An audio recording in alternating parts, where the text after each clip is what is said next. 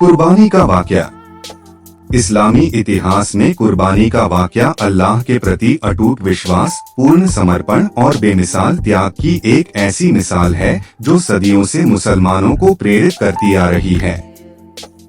यह वाकया पैगंबर इब्राहीम अलैहिस्सलाम, अब्राहम और उनके नेक बेटे इस्माइल अलैहिस्सलाम इस्माइल के गहरे ईमान और सब्र को दर्शाता है और यही ईद उल अज़हा, जिसे हम आम तौर पर बकरीद कहते हैं, का मूल आधार है।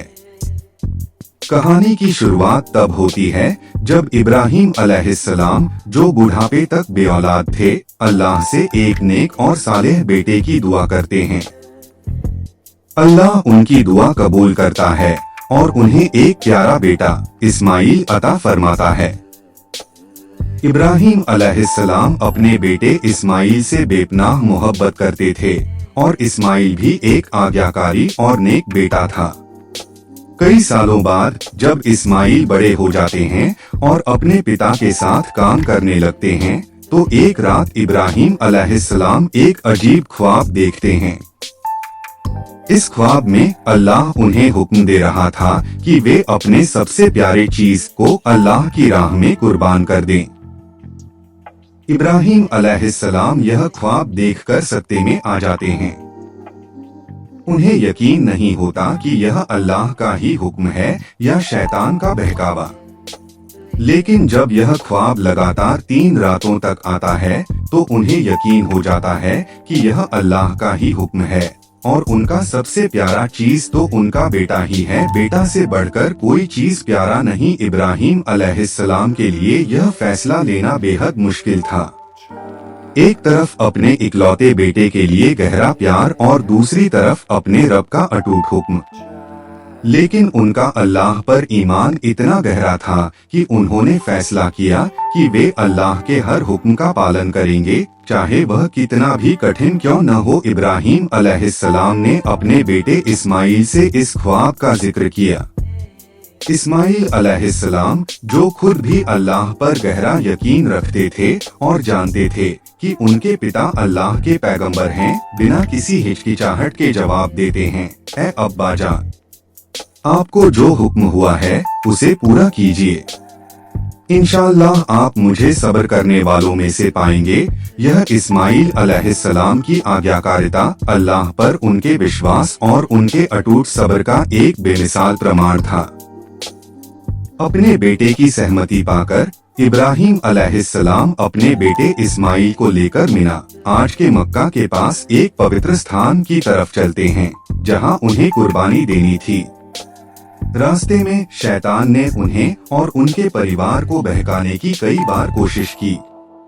शैतान पहले इब्राहीम अलैहिस्सलाम के पास आया और उन्हें बहकाया कि वे अपने बेटे की कुर्बानी न दें, यह अल्लाह का हुक्म नहीं हो सकता। इब्राहीम अलैहिस्सलाम ने शैतान को पत्थर मारकर भगा दिया। फिर शैतान हजरत हाजरा, इस्माइल की माँ, के पास आया और उन्हें बहकाया, लेकिन उन्होंने भी शैतान को दूर कर दिया। आखिर में शैतान इस्माइल अलैहिस्सलाम के पास आया और उन्हें बहकाया, लेकिन इस्माइल अलैहिस्सलाम ने भी उसे दूर भगा दिया।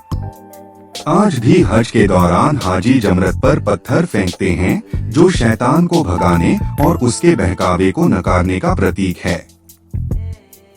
जब इब्राहीम अलैहिस्सलाम और इस्माइल अलैहिस्सलाम कुर्बानी के स्थान पर पहुँचे, तो इब्राहीम अलैहिस्सलाम ने अपने बेटे को अल्लाह की आज्ञा के अनुसार लेटाया।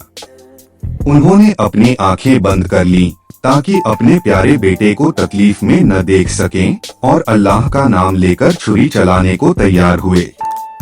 जैसे ही उन्होंने छुरी चलाई, अल्लाह के हुक्म से जिब्राइल अलैहिस्सलाम आसमान से एक दुम्बा भेड़ लेकर आ गए।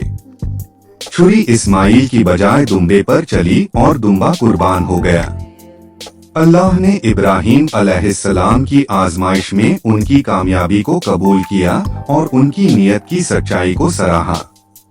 अल्लाह यह देखना चाहता था कि क्या इब्राहीम अलैहिस्सलाम वास्तव में अल्लाह के लिए अपनी सबसे प्रिय वस्तु का बलिदान देने को तैयार हैं। यह सिर्फ एक प्रतीकात्मक कुर्बानी थी, जिसमें अल्लाह ने उनके ईमान और समर्पण को परखा। यह वाक़या मुसलमानों को यह सिखाता है कि अल्लाह के प्रति पूर्ण समर्पण, त्याग और अटूट विश्वास ही सच्ची इबादत है। ईद उल अज़हा का त्योहार इसी ऐतिहासिक घटना की याद में मनाया जाता है। इस दिन मुसलमान अल्लाह की राह में जानवरों की कुर्बानी देते हैं, गोश्त का एक हिस्सा गरीबों और जरूरतमंदों में बांटते हैं और इस तरह इब्राहीम अलैहिस्सलाम और इस्माईल अलैहिस्सलाम के बलिदान को याद करते हैं।